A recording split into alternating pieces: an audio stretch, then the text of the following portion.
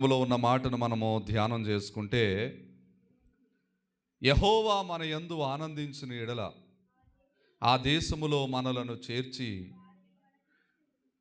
దానిని మనకిచ్చును. అది పాలు తేనెలు ప్రవహించు దేశము. దేవునికి మహిమ కలుగును గాక.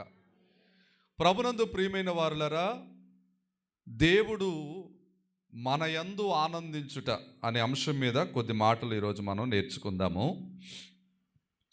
దేవుడు మనతో మాట్లాడనిద్దాము. ఆయన వాక్కు మనతో మాట్లాడును గాక.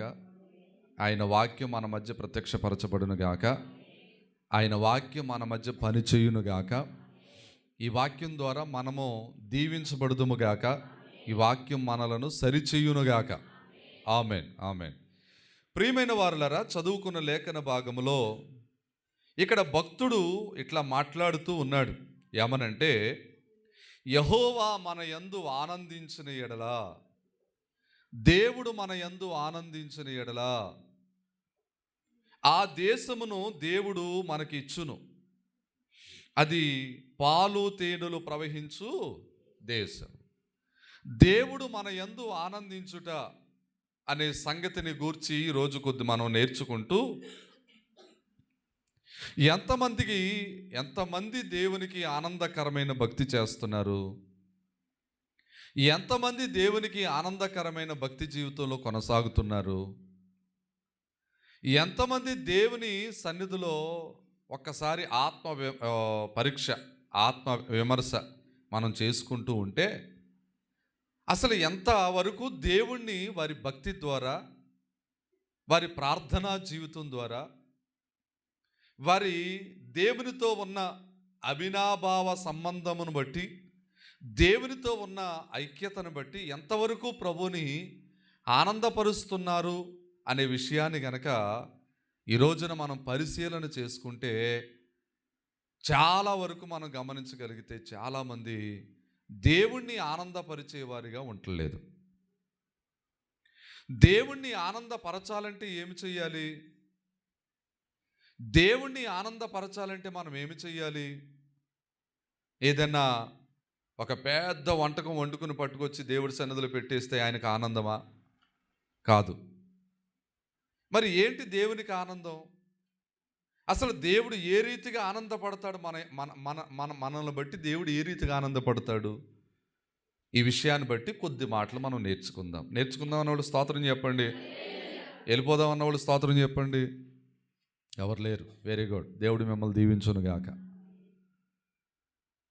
ఒక వాక్యాన్ని మనం చదువుదాం. 147వ కీర్తన 11వ వాక్యాన్ని మనం చదువుకుంటే, తన యందు భయభక్తులు గలవారి యందు తన కృప కొరకు కనిపెట్టు వారి యందు యెహోవా ఆనందించువారై ఉన్నారు. దేవునికి స్తోత్రం చెప్పండి. దేవుని వాక్యంలో భక్తుడు చెప్తున్న మాట, దేవుడు ఎలాగూ ఆనందపడతారు, దేవుణ్ణి మనం ఎలాగూ ఆనందపరచగలము, దేవుణ్ణి మనం ఎలా సంతోషపరచగలము అంటే, దేవుని వాక్యంలో చెప్పబడుతున్న మాట ఏమిటో తెలుసా? 147వ కీర్తన ప్రియులారా, 11వ వాక్యంలో తన యందు భయభక్తులు గలవారి యందు మొదట ఆనందపడతాడంటే దేవుడు. గట్టిగా స్తోత్రం చెప్పండి. తన యందు భయభక్తులు ఉంచు వారిని బట్టి దేవుడు ఆనందపడుతున్నాడు. ఈనాడు దేవుని యందు భయభక్తులు కలిగి మనము జీవిస్తున్నామా? కొంతమందికి దేవుడు అంటే భయం ఉంటుంది, భక్తి ఉండదు. కొంతమందికి భక్తి ఉంటుంది, భయం ఉండదు. వాక్యం చెప్పబడుతున్న మాట, నువ్వు దేవుని యందు భయభక్తులు కలిగి జీవిస్తే నీ దేవుడు ఏం చేస్తాడు తెలుసా? నిన్ను ఒక ఉన్నతమైన కృపతో, ఉన్నతమైన ఆశీర్వాదంతో నిన్ను నింపుతాడు. రెండవది, దేవుడు నీ భక్తిని బట్టి ఆయన ఆనందపడతాడు. హల్లెలూయా, హల్లెలూయా. ఎందుకండి మనం దేవుని యందు భయభక్తులు ఉంచాలి? ఎందుకండి మనం దేవుని యందు భయభక్తులు కలిగి బ్రతకాలి? ఎందుకంటే మనం దేవుని యందు భయభక్తులు కలిగి మనం కొనసాగాలి అనే మాటను మనము గనక వాక్యంలో చూడగలిగితే, దేవుని వాక్యాన్ని బట్టి మనం నేర్చుకోగలిగితే చెప్పబడుతున్న మాట ఏమిటో తెలుసా? దేవుని యందు భయభక్తులు ఉంచితేనట ఆ వ్యక్తి ప్రియులరా ఆశీర్వదింపబడతాడు. హల్లెలూయా. రండి ఒక మాట చదువుదాం. 128వ కీర్తనలో రండి. 128వ కీర్తన ప్రియులరా 4వ వచనాన్ని మనం చదవగలిగినప్పుడు, యెహోవా యందు భయభక్తులు గలవాడు ఎలాగూ ఆశీర్వదింపబడును. ఎందుకు దేవుని యందు మనం భయభక్తులు ఉంచాలి? మనం ఆశీర్వదించబడాలంటే, మన జీవితం ఆశీర్వదించబడాలంటే, మన కుటుంబం ఆశీర్వదించబడాలంటే మనము దేవుని యందు భయభక్తులు ఉంచాలట. ఆమేన్ చెప్పండి. దేవుని యందు భయభక్తులు ఉంచాలట. మనము దేవుని యందు భయభక్తులు మనం ఉంచినప్పుడు దేవుడు ఏం చేస్తాడు తెలుసా? ప్రియమైన వారులరా, వారిని ఆశీర్వదిస్తాడట. వారిని ఆశీర్వదిస్తాడు. దేవుడే మనల్ని ఆశీర్వదిస్తే, దేవుడే మనల్ని ఆశీర్వదించడం మొదలు పెడితే ఐశ్వర్యం కోసం మనం పరిగెట్టవసరం లేదు. దేవుని యందు ఉంచిన భయభక్తులను బట్టి వచ్చిన ఆశీర్వాదాన్ని బట్టి ఆ ఆశీర్వాదమే మనకు ఐశ్వర్యం తెచ్చిపెడుతుందంట. దేవునికి స్తోత్రం చెప్పండి. సామెతల గ్రంథం 10వ అధ్యాయం, సామెతల గ్రంథం 10వ అధ్యాయం ప్రియులరా 22వ వచనం, యెహోవా ఆశీర్వాదము ఐశ్వర్యం ఇస్తుంది. దేవుని ఆశీర్వాదం నీకేం తెచ్చిపెడుతుంది? ఐశ్వర్యం. దేవుని ఆశీర్వాదం నీకేం తెచ్చిపెడుతుంది? ఐశ్వర్యం. ఐశ్వర్యం కలగాలంటే ఆశీర్వాదం కావాలి. ఆశీర్వాదం రావాలంటే దేవుని యందు నీవు భయభక్తులు ఉంచాలి. భయము ప్లస్ భక్తి ఈజ్ ఈక్వల్ టు ఆశీర్వాదం అండి. దేవుని యందు భయభక్తులు ఉంచువారు ఎలాగూ ఆశీర్వదించబడతారు. ఎలాగూ ఆశీర్వదించబడతారు. 128వ కీర్తన 1వ వచనం నుంచి మీరు చదువుకుంటే, యెహోవా యందు భయభక్తులు కలిగి ఆయన త్రోవల యందు నడుచువారందరూ ధన్యులు. నిశ్చయముగా నీ చేతుల కష్టార్జితము నీవు అనుభవించదవు. నీవు ధన్యుడువు, నీకు మేలు కలుగును. నీ లోగిటి నీ భార్య ఫలించు ద్రాక్షావల్లి వలె ఉంటుంది. నీ పిల్లలు నీ భోజన బల చుట్టూ ఒలీవ మొక్కల వలె ఉంటారు.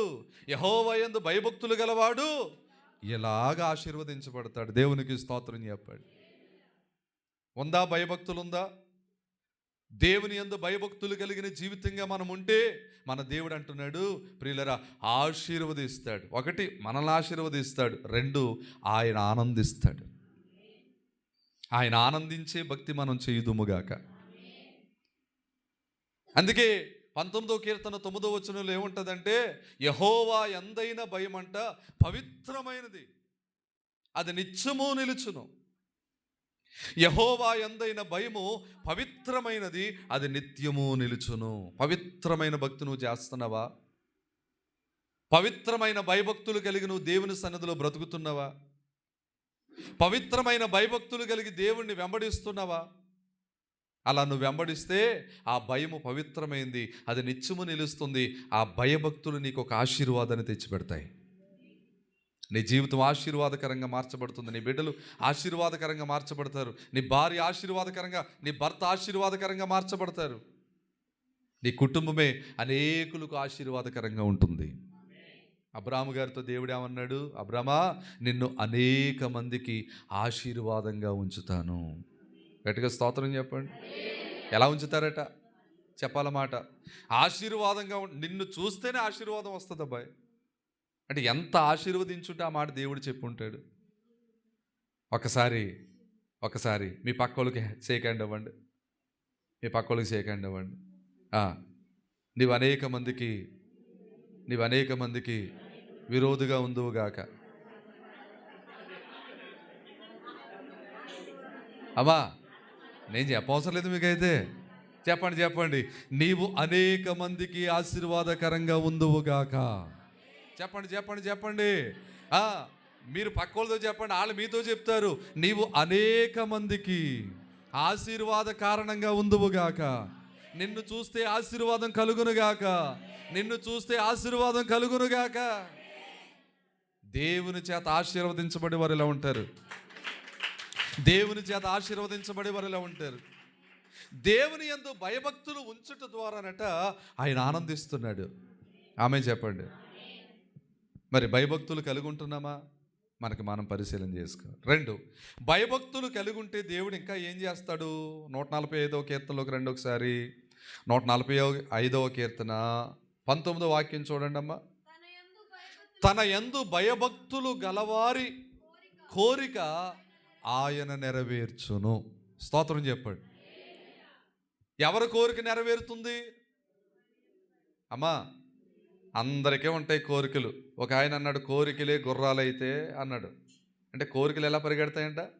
గుర్రాల్లా పరిగెడతాయంట కొంతమంది కోరికలు కదా. దేవుని కూడా అడుగుతూ ఉంటారు చాలామంది, అది ఇచ్చే ప్రభు, ఇది ఇచ్చే ప్రభువా, అది నాయన, ఇది నాయనా, ఈ 2 కనుక లేకపోతే ఇంకోటి ఇచ్చే నాయనా అంటారు కదా కొంతమంది. కోరికలే గుర్రాలై పరిగెడుతూ ఉంటాయి కొంతమందికి. కానీ వాక్యం చెప్పబడుతుంది, యెహోవా యందు భయభక్తులు గల వారి కోరికనట దేవుడు తృప్తిపరుస్తాడు, లేక నెరవేరుస్తాడు. ఇంకో చోట ఉంటుంది, ఆశ కలిగిన ప్రాణనట ఆయన తృప్తిపరుస్తాడట. ఆమేన్. దేవుని యందు భయభక్తులు కలిగి నువ్వే కోరికైనా కోరుకో దేవుణ్ణి. దేవుని యందు భయభక్తులు కలిగి ఉన్నావు కనుక నీ కోరిక ఆయన చిత్తానుసారంగా నెరవేర్చబడుతుంది. దేవుని సన్నిధిలో ప్రియమైన దేవుని పిల్లలారా, దేవుని సన్నిధిలో మనం భయభక్తులు కలిగి వెంబడిస్తూ ఉంటే వారి కోరికను దేవుడు నెరవేరుస్తాడు. ఆమేన్ చెప్పండి. ఇంకొక మాట చెప్పనా? 103వ కీర్తన 13వ వాక్యం. 103వ కీర్తన 13వ వాక్యం తీయండి. తండ్రి తన కుమారుని ఎడల జాలిపడినట్లు యెహోవా తన యందు భయభక్తులు గలవారి ఎడల ఆయన ఏం చేస్తాడట? జాలి పడతాడు. దేవునికి స్తోత్రం చెప్పండి. మంచిగా చెప్పండి అమ్మా. తండ్రి తన కుమారుని ఎడల జాలి పడినట్లు. తన కొడుకు ఏదైనా చిన్న దెబ్బ తగిలింది అనుకోండి, తండ్రి రక్తం కరుక్కుమంటది. మీకు అందా? తల్లి రక్తం కరుక్కుమంటది. అందా? చెప్పరా? వాడికి దెబ్బ తగిలి బ్లీడింగ్, ఒకవేళ బ్లడ్ బయటకు వచ్చేస్తుంటే తండ్రి కంగారు పడిపోతాడు, తల్లి కంగారు పడిపోతుంది. ఆ బిడ్డ మీద ప్రేమ, ఆ బిడ్డ మీద జాలి. ఈ లోకంలో తన కొడుకు మీద తన తండ్రికి ఎంత జాలి ఉంటేనట దేవుడి వాక్యం చెప్తుంది, యెహోవా యందు భయభక్తులు గలవారి ఎడల ఆయన జాలి పడతాడంట. దేవునికి స్తోత్రం. మనం ఏం జాలిపడి వాళ్ళు ఎవరున్నారు చెప్పండి? మన ఊర్లో అందరూ జాలిపడేవారే మన మీద కదా, చెప్పరే? ఈ కాలంలో ఎవ్వరూ జాలి పడతలేదు. అడుక్కుని వాళ్ళు వస్తున్న అవతల పొమ్మంటున్నారు కదా. పూర్వకాలం కొత్త పుణ్యం వస్తుందని పెట్టేవారు. ఇప్పుడు కాలంలో నీకు లోటేంటి, నువ్వు పడుకునే పరుపు కింద నువ్వు సంపాదించుకున్న డబ్బులన్నీ ఎట్టుకుని సత్తన్నావు నువ్వు అంటున్నారు. ఇప్పుడు అంటున్నారు. జాలి ఎక్కడ కనిపించట్లేదు. అందుకే దేవుడు జాలివంతుడు. ఇప్పుడే కాదు, ఎప్పుడు జాలి చూపే దేవుడు అండి ఆయన. అందుకని ఎవరి యందు భయభక్తులు కలిగి ఉండాలి? నువ్వు దేవుని యందు భయభక్తులు కలిగి ఉండాలి. ఇంకొక మాట చెప్పి నేను ఇంకో భాగంలోకి వెళ్తాను. ఇంకొక మాట చూద్దాం. పరిశుద్ధమైన దేవుని గ్రంథంలో, సామెతల గ్రంథం, దేవుని యందు భయభక్తులు కలిగి ఉంటే ఇంకొక మాట చెప్పి నేను ముందుకు వెళ్తాను. ఒక బలమైన మాట. 14వ అధ్యాయం చూడండి, 26వ వచనం. 14వ అధ్యాయము 26వ వచనం. యెహోవా యందు భయభక్తులు కలిగి ఉండుట బహుధైర్యము పుట్టించును. స్తోత్రం చెప్పండి. శత్రువులకు భయపడిపోతున్నావా? అప్పులకు భయపడిపోతున్నావా? ఏదైనా రోగం ఉందని భయపడిపోతున్నావా? దేవుని వాక్యం నీతోనే మాట్లాడుతుంది. దేవుని వాక్యం నీతోనే చెప్తుంది, యెహోవా యందు భయభక్తులు కలిగి ఉండుట బహుధైర్యం పుట్టించును. మొండితనం వస్తుందంట. బతకటానికి మొండితనం. ఈ రోజుల్లో బతకాలంటే ఏం కావాలి చెప్పరేంటమ్మా? ధైర్యం కావాలి కదా. ఆ ధైర్యమే మొండితనం. అన్ని అప్పులున్న ఎలా బతికేస్తున్నాడు రా అంటారు చాలామంది. అతనికి దేవుడిచ్చిన ధైర్యం గొప్పదే. అందుకే భక్తుడు అంటాడు, 28వ అధ్యాయం, సామెతల గ్రంథం 28వ అధ్యాయంలో 1వ వచనం 2వ లైన్లో ఉంటుంది, నీతిమంతులు సింహం వలె ధైర్యంగా ఉంటుంది. సింహం ఎప్పుడు ఎలా ఉంటుందంట? అయ్యి బాబు ఎవరో చంపేస్తారు అనుకుంటుందా? అసలు అది గాండ్రించిందంటే అడవంతా కదిలిపోద్ది. సింహం గాండ్రించిందంటేనే అడవంతా కదిలిపోద్ది కదా. నీతిమంతులట సింహం వలె ఎలా ఉంటారు? స్తోత్రం చెప్పాడు. ఓ తల్లి నా దగ్గరకు వచ్చింది, అయ్యగారు 2 లక్షలు అప్పు ఉందండి, తీర్చకుండా చచ్చిపోతానేమో, భయం వేసేస్తుందని ప్రార్థన చేయండి అంది. 2 లక్షలు 2 లక్షలకి భయపడిపోతుంది ఆవిడ. కొన్ని లక్షల అప్పు కలిగి ఈ రోజున సేవ చేస్తున్నా, అయినా దేవుడు బతికిస్తున్నాడు. మన ధైర్యం, మన నమ్మకం చెప్పండి, మన సింహం యేసయ్యే. నా యేసయ్య కొదమ సింహం అండి, కొదమ సింహం నా యేసయ్య. దేవునికి స్తోత్రం చెప్పండి. ఆయన బట్టి ధైర్యం తెచ్చుకోండి. ఎప్పుడు వస్తుంది నీకు ధైర్యం అని వాక్యం చెప్తుందంటే, ఆయన యందు నువ్వు భయభక్తులు కలిగి నడుచుకుంటున్నప్పుడు, ఆయన యందు భయభక్తులు కలిగి నువ్వు నడుచుకుంటున్నప్పుడు దేవుడు నీకు ధైర్యం కలిగిన ఆత్మ ఇచ్చేస్తాడు, పరిశుద్ధ ఆత్మ ఇచ్చేస్తాడు. ఆ పరిశుద్ధ ఆత్మ ఏం చేస్తుంది తెలుసా? నేను ధైర్యపరుస్తూ ఉంటుంది. రోజుని పేతురు గారిని, యోహాను గారిని, శిష్యుల్ని అన్నారు కొంతమంది, ఇదిగో మీరు వాక్యం చెప్పకూడదు, వాక్యం చెప్పారు చెరసాల పాడేస్తామన్నారు. వారు ఏమన్నారు తెలుసా?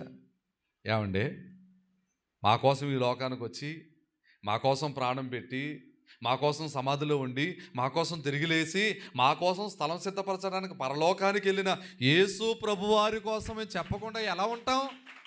ఆయన కోసమే చెప్తాం, ఆయన కోసమే ప్రకటిస్తాం. మీరు ఏం చేసుకుంటారో చేసుకోండి అన్నారు అంతే. గట్టిగా స్తోత్రం చెప్పాడు. ఇవాళ ఇంట్లో ఎవరైనా చర్చికి వెళ్ళొద్దు అన్నారంటే భయం వేసేస్తుంది చాలామందికి. చంపేస్తారేమని. పోతుంది అదో ప్రాణం. ఇవాళైనా పోతుంది, రేపైనా పోతుంది. స్తోత్రం చెప్పాడు. కానీ ప్రభు కోసం చనిపోయామనే సాక్ష్యం ఉంటుంది చూసారా, అది గొప్పది. యుద్ధం చేస్తూ చచ్చిపోయాడు అనుకోండి, యుద్ధ వీరుడు అంటారు. యుద్ధానికి వెళ్ళకుండా ఇంట్లో ముసుకెట్టుకుని చంపేస్తారేమో బాబాయ్ అనుకుని కనుక ఆత్మహత్య చేసుకొని చచ్చిపోయాడు అనుకోండి, సౌలులాగా, ఏమంటారు? పిరికి సన్నాస అంటారు. ఇప్పుడు ధైర్యంగా యుద్ధంలో నిలబడదామా, పిరికోళ్ళ దుప్పటి ముసుకెట్టుకుందామా? ఏదో చెప్పరా? అది ధైర్యం కలిగిన మాట. దేవునికి స్తోత్రం చెప్పండి. దేవుని యందు భయభక్తులు కలిగి ఉంటేనట దేవుడు బహుధైర్యం పుట్టిస్తాడట. మనకే ధైర్యం కావాలి చెప్పండి అన్నమాట. బహుధైర్యం. దేవునికి స్తోత్రం. కనుక నేను మూలవాక్యంలోకి వస్తున్నాను. యెహోవా మన యందు ఆనందించిన ఎడల ఆయన ఆ దేశమును మనకిచ్చును. ఆమేన్. ఆ దేశమును మనకి ఇచ్చును. ఇప్పుడు దేవుడు ఆనందించాలంటే ఏం చేయాలని చెప్తున్నాడు భక్తుడు? 147వ కీర్తన 11వ వచనం ప్రకారంగా ఆయన యందు భయభక్తులు గలవారి ఎడల ఆయన ఆనందిస్తున్నాడు. రెండో విషయం ఏంటంట? ఆయన కృప కొరకు కనిపెట్టుకుని వారి యందు, ఆయన కృప కొరకు కనిపెట్టుకుని వారి యందు. ఈ వాక్యం మొన్న ఒక నైట్ మీటింగ్లో వివరించేశాను కనుక ఇంకా దాని జోలికి వెళ్ళలేదు. తన కృప కొరకు కనిపెట్టుకుని వారి యందు. దేవుని కృప కొరకు నువ్వు కనిపెట్టుకోవాలి. ఆ కృప ఎప్పుడు నాకు దొరుకుతుందా? దేవుని కృప ఎప్పుడు నాకు దొరుకుతుందా? బైబిల్లో మాట ఉంది. 130వ కీర్తన చూడండి. 130వ కీర్తన 7వ వాక్యంలో ఏముంది? 130వ కీర్తన 7వ వాక్యం కానీ అంతేనా? 7వ వచనమే కదా, రైట్. ఇశ్రాయేలు యెహోవా మీద ఆశ పెట్టుకునుము. దేవుని దగ్గర ఏం దొరుకుతుంది? చెప్పండి. కృప దొరుకుతుంది. నీకు కృప కావాలా, డబ్బు కావాలా? యథార్థంగా చెప్పండి అమ్మ, అబద్ధం ఆడకుండా చెప్పండి. దేవుని సన్నిధిలో నువ్వేం కోరుకుంటే అది ఇస్తాడు దేవుడు. అబద్ధం ఆడకుండా చెప్పండి. అమ్మా ఏం కావాలి? మరి ఇంట్లోనే ఎందుకు ఎడుతున్నావు? బ్యాంకులోనే ఎందుకు ఎడుతున్నావు? ఏం కావాలి? కృపే కావాలి. ఎక్కడ? ఇంటికి వెళ్ళేటప్పుడు డబ్బులు కావాలి. నేను మాట చెప్తాను, దేవుని సన్నిధిలో నువ్వు కోరుకోవాల్సింది ఏంటి తెలుసా? దేవా నీ కృప నాకు దయచేయి, 90వ కీర్తన చూడండి ఒకసారి, 14వ వచనం చూడండి. అలా కాదు, అలా చదవకూడదు మీరు. ప్రభువా ఈ ఉదయమున డబ్బుతో మమ్మల్ని తృప్తిపరచుము. మోషే గారి కీర్తనలో ప్రార్థన చేస్తూ అంటున్నారండి, అంటున్నారు ఏమనో తెలుసా? దేవా, ఈ ఉదయమున నీ కృపతో మమ్మలను తృప్తిపరచుము, అప్పుడు మేము మా దినములన్నీ ఉత్సహించి సంతోషించి గడుపుతాము. ఇలా ప్రార్థన చేసేవాళ్ళు ఎవరున్నారు?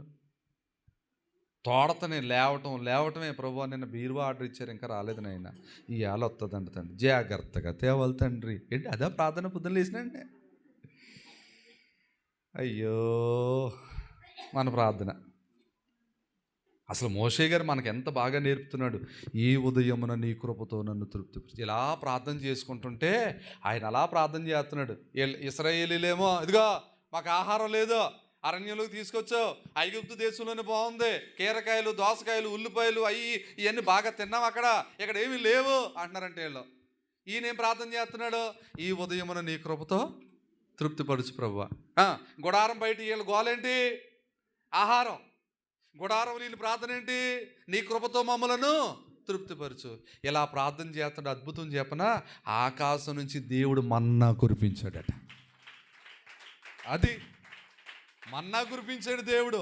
తెలుసు దేవునికి ఎప్పుడు కార్యం చెయ్యాలో తెలుసు. నువ్వు కోరుకోవలసింది ఏంటి తెలుసా? కృప కోరుకో.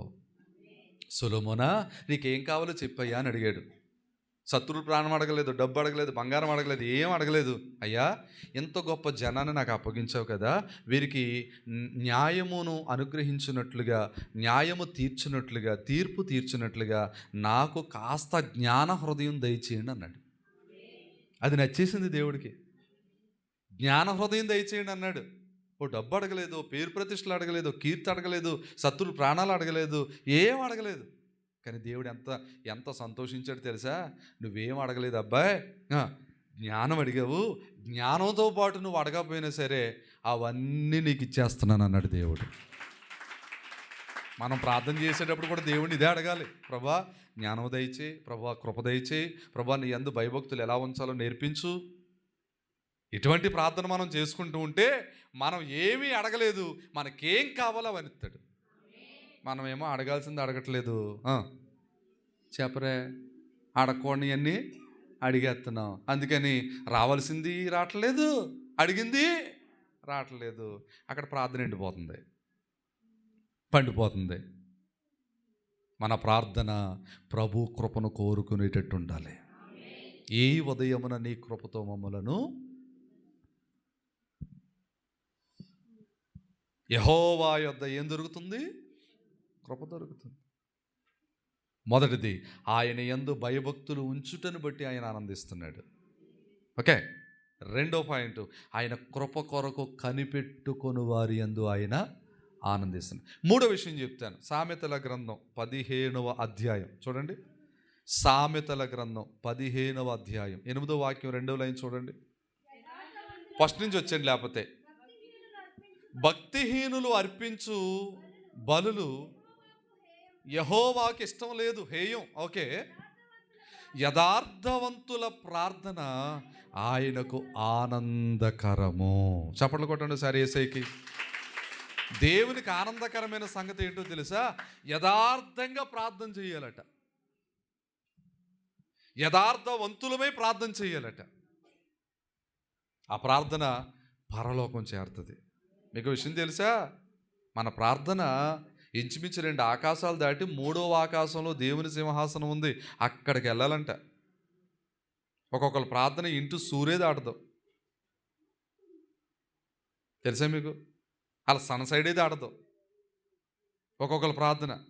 అంటే దాంట్లో ఏమి లేదు, పట్టుదల లేదు, యథార్థత లేదు. ఏదో చెయ్యాలి కనుక చేసేస్తారు కొంతమంది.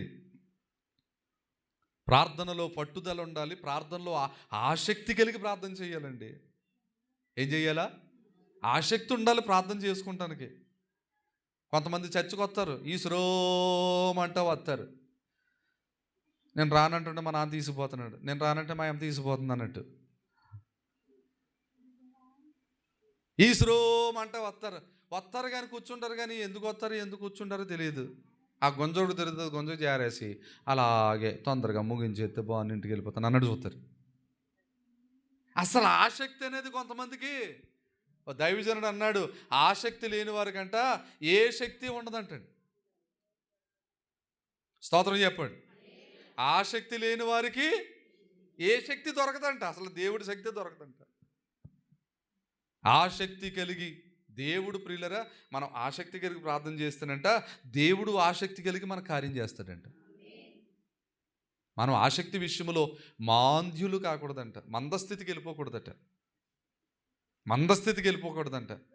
వాక్యం చెప్తుంది, చురుకుగా ఉండుట గొప్ప భాగ్యం. ఎంతమంది చురుగ్గా ఉంటున్నారు?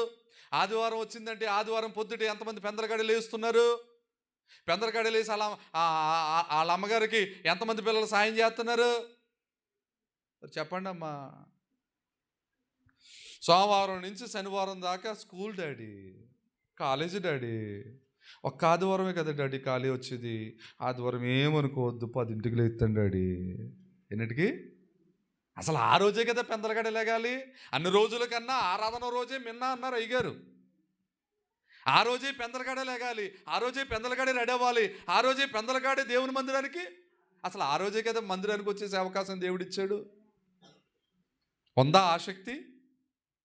నువ్వు ఆసక్తి కలిగిన బిడ్డవైతే యథార్థత కలిగి ఉన్నావని అర్థం. దేవునికి స్తోత్రం చెప్పండి. అట్టి యథార్థవంతుల ప్రార్థన దేవునికి ఆనందకరముగా ఉంటుంది. హల్లెలూయా. ఎలా ఉంటుందమ్మా? ఆనందకరం. ఇంకొక మాట చెప్తాను ప్రియులరా. యెషయా గ్రంథం 62వ అధ్యాయం. టైం అవుతుంది కనుక కాస్త ఫాస్ట్గా వెళుతున్నాను. యెషయా గ్రంథం 62వ అధ్యాయము ప్రియులరా 4వ వాక్యం కూడా చదువుదాం. విడువబడిన దానవని ఇక మీదట నీవు అనబడవు, పాడైనదని ఇకను నీ దేశమును గూర్చి చెప్పబడదు. హెప్సీబా అని నీకును, బ్యోలా అని నీ భూమికి నీ పేర్లు పెట్టబడును. యెహోవా నిన్ను గూర్చి ఆనందించుచున్నాడు. చప్పట్లు కొట్టండి ఒకసారి గట్టిగా. హల్లెలూయా. ఇక్కడ హెప్సీబా అనే పేరు ఒకటి ఉంది, బ్యోలా అనే పేరు ఒకటి ఉంది. హెప్సీబా, బ్యోలా, వీరిని బట్టట దేవుడు ఆనందిస్తున్నాడు. ఇప్పుడు హెప్సీబా అనే పేరు యొక్క అర్థం తెలుసుకుంటే అక్కడ ఒక అంకేసి ఉంది, కింద రాసుంది ఏమని తెలుసా? ఇష్టురాలు. ఇష్టురాలు అంటే దేవుడు ఎవరిని బట్టి ఆనందిస్తున్నాడు తెలుసా? ఆయనకిష్టులైన వారిని బట్టి ఆనందిస్తున్నాడు. ఎంత బాగా చెప్పారు. ఆమెను మీ ఆమెను తగలయ్యా, మీ ఆమెను తీసుకెళ్ళి గోదట్లో తగలయ్యా. ఎందుకు వచ్చిన ఆమెనిది? కొంచెం గట్టిగా చెప్పండి. ఆమె అయ్య బాబాయ్, ఎంత గట్టిగానా? ఒకసారి గట్టిగా స్తోత్రం చెప్పండి. దేవుడు మరి ఎవరిని బట్టి ఆనందిస్తున్నాడు అంటే ఆయనకిష్టులైన వారిని బట్టి ఆనందిస్తున్నాడట. ఆయనకిష్టులైన వారిని బట్టి ఆనందిస్తున్నాడట. మరి దేవునికి ఇష్టంగా ఉంటున్నావా? ఎవరు దేవునికి ఇష్టలు? ఎవరు దేవునికి ఇష్టలు? ఇంకొక మాట మనం చదివితే లోకాసు వార్త 2వ అధ్యాయము 14వ వచనం. లోకాసు వార్త 2వ అధ్యాయం 14వ వచనం. సర్వోన్నతమైన స్థలముల్లో దేవునికి మహిమయు, ఆయనకి ఇష్టులైన మనుషులకు భూమి మీద సమాధానం అంట. దేవునికి ఇష్టులైన వారికి ఏం దొరుకుతుంది? సమాధానం. దేవునికి ఇష్టులైన వారిని బట్టి దేవుడు ఏం చేస్తున్నాడు? ఆనందిస్తున్నాడు. రెండూ చెప్తున్నాను. విశ్వాసకి కలిగేది సమాధానం, దేవుడు ఆనందిస్తున్నాడు తనకిష్టులైన వారిని బట్టి. సరే, ఎంతకీ ఎవరు దేవునికి ఇష్టలు? హెబ్రీ పత్రిక 11వ అధ్యాయం 6వ వచనంలో ఏమంటారు తెలుసా? విశ్వాసం లేకుండా దేవునికి ఇష్టుడై ఉండుట అసాధ్యము. విశ్వాసము లేకుండా దేవునికి ఇష్టుడై ఉండుట అసాధ్యము అనండి అమ్మ. దేవునికి ఇష్టం అవ్వాలంటే ఏముండాలంట? చెప్పాలో మాట, విశ్వాసం ఉండాలి. విశ్వాసం లేకుండా దేవునికి ఇష్టలై ఉండుట అసాధ్యం.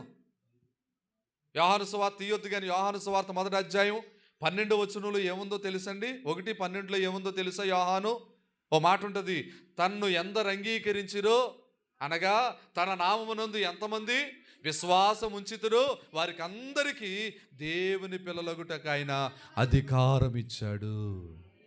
ఇష్టలు అయిపోవటమే కాదు, విశ్వాసం ఉంటే ఆయన పిల్లలం అయిపోతామంట. ఆయనకి ఇష్టలు అవ్వాలంటే ఏముండాలి? విశ్వాసం ఉండాలి. హానోకు భూమి మీద దేవునికి ఇష్టంగా బ్రతికాడంట. ఎలా బ్రతికాడమ్మా? ఎబ్రీ పత్రికలు ఉంటుంది అన్నమాట, 11వ అధ్యాయంలోనే. ఎన్నో వచనం? 11:5 ఎబ్రీ పత్రిక. విశ్వాసమును బట్టి హనోకు మరణము చూడకుండునట్లు కొనుపోబడెను. అతడు కొనిపోబడక మునుపు చెప్పాలి ఎలా ఉన్నాడంటండి? దేవునికి ఇష్టుడై ఉన్నాడంట. ఆయన ఎన్ని సంవత్సరాలు బతికాడు? ఎన్ని సంవత్సరాలు జీవించాడు? 365 సంవత్సరాలు బతికాడు. అంతేనా? ఆదికాండం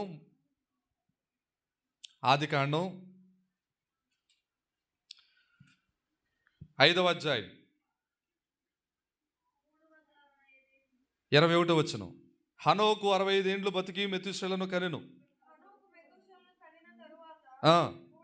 300 ఏండ్లు దేవునితో నడుచుచు కుమారులను కుమార్తెలను కనెను. హనోకు దినములన్నీ 365 ఏండ్లు. హనోకు దేవునితో నడిచిన తర్వాత దేవుడు అతన్ని తీసుకుని పోయెను గనుక అతడు లేకపోయాను. ఎన్ని సంవత్సరాలు బతికాడంటండి? 365. సంవత్సరానికి ఎన్ని రోజులండి చెప్పరే? 365. లీప్ సంవత్సరం అయితే 366. 366 ఎప్పుడు వస్తుందంటే మార్చి 29వ తారీఖు ఏ సంవత్సరం వస్తే ఆ సంవత్సరం 366 రోజులు వస్తాయి. సారీ, ఫిబ్రవరి 29వ తారీఖు ఎప్పుడు వస్తే అప్పుడు చాలా సంవత్సరాలు ఫిబ్రవరి 28 దాకానే ఉంటాయి. 29వ తారీఖు వచ్చిన నాడే లీప్ సంవత్సరం 366 రోజులు. కొంతమంది పాపం అల్లే ఆ తారీఖును పుట్టిన వాళ్ళు ఉన్నారు, గొప్ప గొప్ప దైవజనులు. ఏమండి, జైపాల్ గారు తెలుసా? చెన్నై. ఆయన ఫిబ్రవరి 29వ తారీఖున పుట్టాడు. 4 సంవత్సరాలకు ఒకసారి పుట్టినరోజు చేసుకున్నాడు పాపం ఆయన. ఎందుకంటే 4 సంవత్సరాలకు ఒకసారి వస్తుంది ఆ తారీఖు. జాన్ మంగాచార్యులు గారు కూడా ఆ తారీఖు పుట్టారని చెప్పారు ఆయన. అంటే గొప్ప గొప్ప దైవజనులు. దేవునికి స్తోత్రం చెప్పండి. 365 సంవత్సరాలు బ్రతికాడు హానోకు. అద్భుతం చెప్పనా? 65 ఏండ్లు బతికి పిల్లలకి అన్నాడంట. 300 ఏండ్లు దేవునితో నడిచాడట. 300 ఏండ్లు దేవునితో నడిస్తే అతడు బ్రతికిన సంవత్సరాలు 365 సంవత్సరాలు అయితే అతని నడక దేవునికి నచ్చి అతడు దేవుడికి ఇష్టమైపోతే దేవుడు ఏం చేశాడంటే హనోకు అంటండి దేవునితో మాట్లాడుతూ దేవుడు హనోకు ఇలా మాట్లాడుకుంటూ వెళ్ళారంట పరలోక గుమ్మం దాకా. దైవజనుడు చెప్పారు. గుమ్మం దాకా వెళ్ళిన తర్వాత ఈ హనోక్ గారు అన్నారంట, అయ్యో ప్రభువా, మీ ముఖం చూసుకుంటా మీతో మాట్లాడుకుంటా నేను ఎక్కడి దాకా వచ్చేసాను? పరలోక గుమ్మం దాకా వచ్చేసాను, క్షమించండి ప్రభువా, సరే వెళ్ళిపోతాను భూలోకానికి అన్నారంట. అప్పుడు ప్రభు అన్నారంట, ఎలాగే ఇక్కడ దాకా వచ్చావు కదా, వచ్చేయని చెప్పేసి లోపలికి తీసుకెళ్ళిపోయారంట. అర్థమైంది మీకు? అలా ఉండాలి మన భక్తి. ఆమె చెప్పండి. ఎలాగే ఇక్కడ దాకా వచ్చావు కదా, వచ్చేయని చేయి పట్టుకుని లోపలికి తీసుకెళ్ళిపోయారంటే ఎంత గొప్ప ధన్యత అండి అయింది.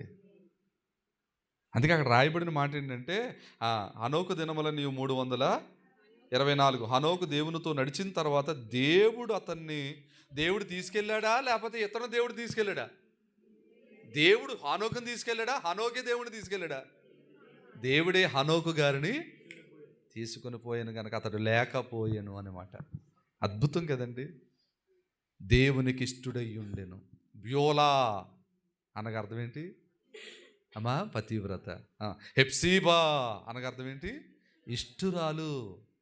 దేవునికి ఎవరైతే ఇష్టులుగా బతుకుతారో, దేవునికి ఎవరైతే దేవుని నామాన్ని ఎవరైతే మహింపరుస్తూ ఉంటారో, దేవుని నామాన్ని ఎవరైతే గణపరుస్తూ ఉంటారో వారిని బట్టి దేవుడు సంతోషిస్తాడు, ఆనందిస్తాడు. హల్లెలూయా. ఇప్పుడు చెప్పండి, మనం ఏం చేద్దాం? దేవుడు సంతోషించే భక్తి చేద్దామా, దేవుడిని బాధ పెట్టే భక్తి చేద్దామా? ఏదో ఎస్ఆర్నో ఏదో చెప్పేయండి, తెగ్గొట్టేద్దాం. ఇవ్వాలి ఇంకా వాక్యం తెగ్గొట్టేద్దాం, మొత్తం తేలిపోవాలి. ఇంకా ఏం చేద్దాం? ఆయనకి ఇష్టమైన భక్తి చేద్దామా, ఆయనకి కష్టం కలిగించే భక్తి చేద్దామా? ఆయన ఆనంద పెట్టే భక్తి చేద్దామా, ఆయన్ని కాస్త ఇబ్బంది పెట్టే భక్తి చేద్దామా? మన భక్తి ఆయనను ఆనందపరుచునుగాక. ఆయనకి ఇష్టలుగా మనము తిరుగుదుముగాక. స్తోత్రం చెప్పండి గట్టిగా.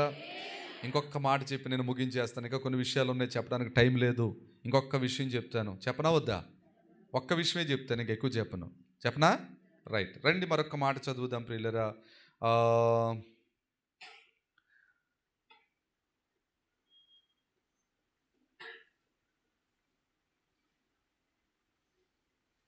రెండవ పేతురు రాసిన పత్రిక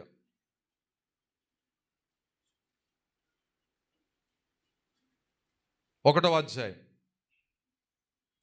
పేతురు గారు రాసిన రెండవ పత్రిక 1వ అధ్యాయం, మొదటి అధ్యాయం 17వ వచనం చూడండి. ఆయన మహాత్మ్యమును మేము కన్నులారా చూచిన వారమై తెలిపితిమి. ఈయన నా ప్రియ కుమారుడు, ఈయన యందు నేను ఆనందించుచున్నాను అను శబ్దము మహాదివ్య మహిమ నుండి ఆయన యొద్దకు వచ్చినప్పుడు తండ్రి అయిన దేవుని వలన ఘనతయు మహిమయు ఆయన పొందగా. స్తోత్రం చెప్పండి గట్టిగా, హల్లెలూయా. ఆయన మహాత్మ్యమును మేము కన్నులారా చూచిన వారమై తెలిపితిమి. ఏమిటి ఆయన మహాత్మ్యం అంటే? ఈయన నా ప్రియ కుమారుడు, ఈయన యందు నేను ఆనందించుచున్నాను. ఎవరిని బట్టి చెప్పారు ఈ మాట? తండ్రి అయిన దేవుడు కుమారుడైన యేసుక్రీస్తు ప్రభువారి కొరకు చెప్పిన మాట ఇది. ఎప్పుడెప్పుడు చెప్పారో తెలుసా? చాలా పర్యాలు చెప్పుకుంటూ వచ్చారు వాక్యంలో. ఒకనొక రోజున ఆయన బాప్తీసం పొందినప్పుడు చెప్పారు ఆ మాట. మత్తయి సువార్త 4వ అధ్యాయం, మత్తయి సువార్త 3వ అధ్యాయం రండి. మత్తయి సువార్త 3వ అధ్యాయం 17వ వాక్యం చదవండి. మరియు ఇదిగో ఈయనే నా ప్రియ కుమారుడు, ఈయన యందు నేను ఆనందించుచున్నాను. చూడండి, ఈయనే నా ప్రియ కుమారుడు, ఈయన యందు నేను. ఎప్పుడు ఈ మాట చెప్తా అంటే 16వ వచనం, యేసు బాప్తీసం పొందిన వెంటనే నీళ్లలో నుండి ఒడ్డుకి వచ్చెను. ఇదిగో ఆకాశం తెరవబడిను, దేవుని ఆత్మ పావురం వలె తన మీదకి దిగి వచ్చుట చూచెను. గట్టిగా స్తోత్రం చెప్పండి. దేవుడు ఆనందించుట, తన కుమారుని బట్టి ఆయన ఆనందిస్తున్నాడు. బాప్తీసం పొందిన యేసుక్రీస్తు ప్రభువుని బట్టి తండ్రి అయిన దేవుడు ఆనందిస్తూ ఉన్నాడు. నీళ్లలోని బాప్తీసం పొందుకుని నీళ్లలోని ఒడ్డుకు వచ్చిన వెంటనే తండ్రి ఆ పరలోకం నుండి ఒక స్వరం ఆకాశం నుంచి వినబడుతుంది. ఏమనో తెలుసా? ఇదిగో ఈయనే నా ప్రియ కుమారుడు, ఈయన యందు నేను ఆనందిస్తున్నాను. గట్టిగా స్తోత్రం చెప్పండి. మరొక పర్యాయము కూడా చెప్పబడింది మత్తయి సువార్తలోనే 17వ అధ్యాయంలోనే.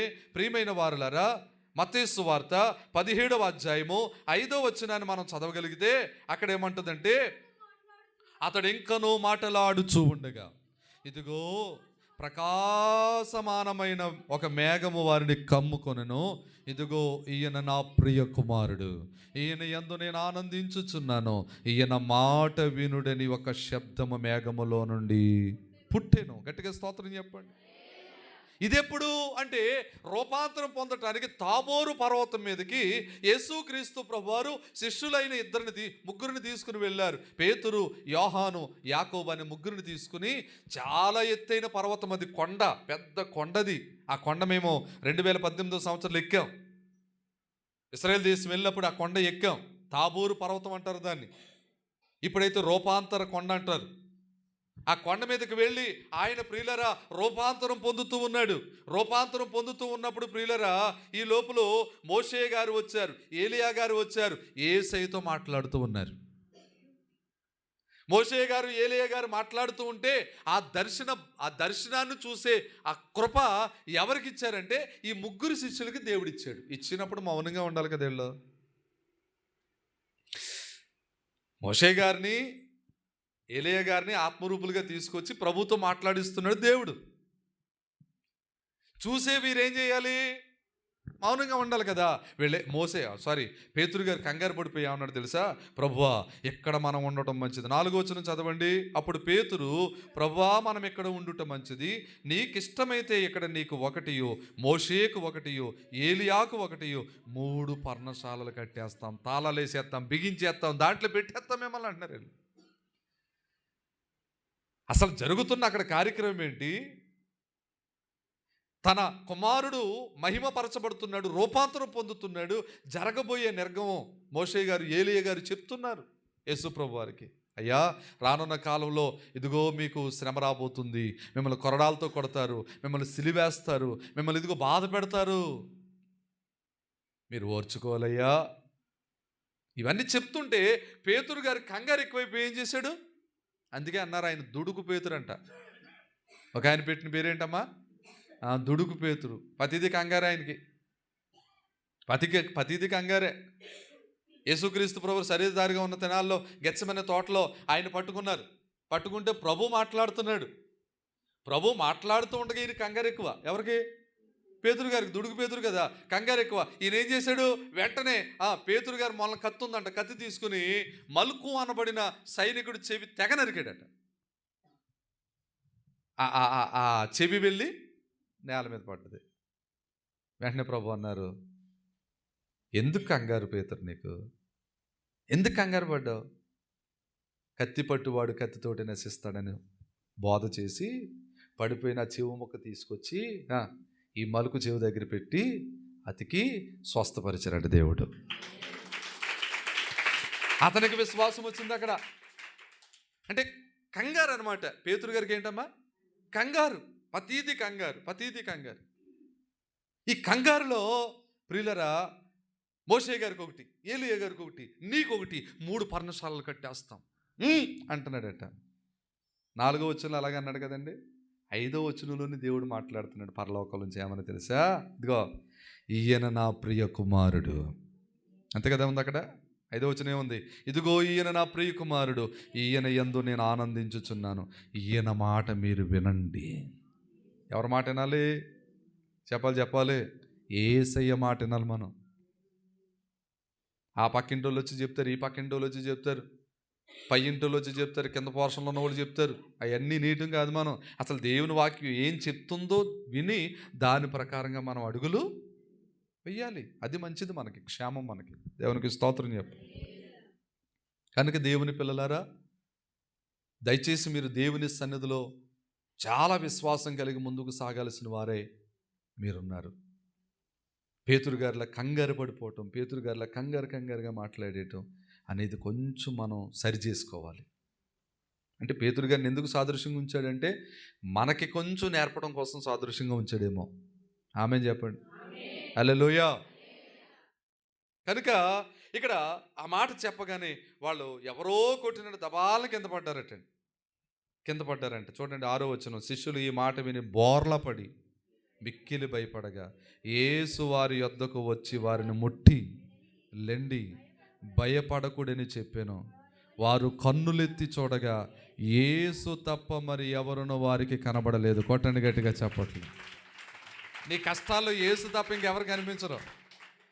నీ సమస్యల్లో యేసు తప్ప నీకు ఇంకెవరు కనిపించరు. నీ బాధల్లో యేసు తప్ప నీకు ఇంకెవరు కనిపించకూడదు. ఎందుకంటే ఆయన నీ సమస్యలన్నీ తీర్చగలవాడు, నీ భారం అంతా మొయ్యగలిగిన వాడు, నీ బాధలన్నీ కూడా చక్క చేయగలిగిన సమర్థుడు. దేవునికి మహిమ. హల్లెలూయా. నా మాట, ఈయన యందు నేను ఆనందించుచున్నాను. ఎవరి యందు ఆనందిస్తాడు దేవుడు? చరిత్ర అంతా చెప్తున్నాను కానీ ఈ ఫైన్ చెప్పట్లేదు. ఎవరి యందు ఆనందిస్తాడు తెలుసా? దేవుడు ఎవరికైతే నమ్మకత్వంగా పని అప్పగించి ఆ పని చేయమంటాడో, ఎవరైతే నమ్మకంగా ఆ పని చేసి పూర్తి చేస్తారో వారిని బట్టి దేవుడు ఆనందిస్తాడు. ఇప్పుడు ఎవరిని బట్టి ఆనందిస్తున్నాడు? ఈయనే నా ప్రియకుమారుడు, ఈయన యందు నేను ఆనందించుచున్నానంటే అర్థం ఏంటంటే ఈయన నేను చెప్పిన పనిని సంపూర్తిగా చేసేవాడు. చేశాడా లేదా? యోహాను సువార్త 17వ అధ్యాయం. యోహాను సువార్త 17వ అధ్యాయం 4వ వచనం చూడండి అమ్మా. యోహాను సువార్త అందరూ తీసుకోండి, 17వ అధ్యాయము 4వ వచనంలో యేసు క్రీస్తు ప్రభువారు తండ్రికి ప్రార్థన చేస్తున్నారు. ప్రార్థన చేస్తూ మాట్లాడుతున్న మాట ఏంటో తెలుసా? చేయుటకు నీవు నాకు ఇచ్చిన పనిని నేనేం చేశాను? సంపూర్తి చేసి భూమి మీద నేను నిన్ను మహిమ పరిచితి. నీకు కొడదాం గట్టిగా చెప్పటేసేకి.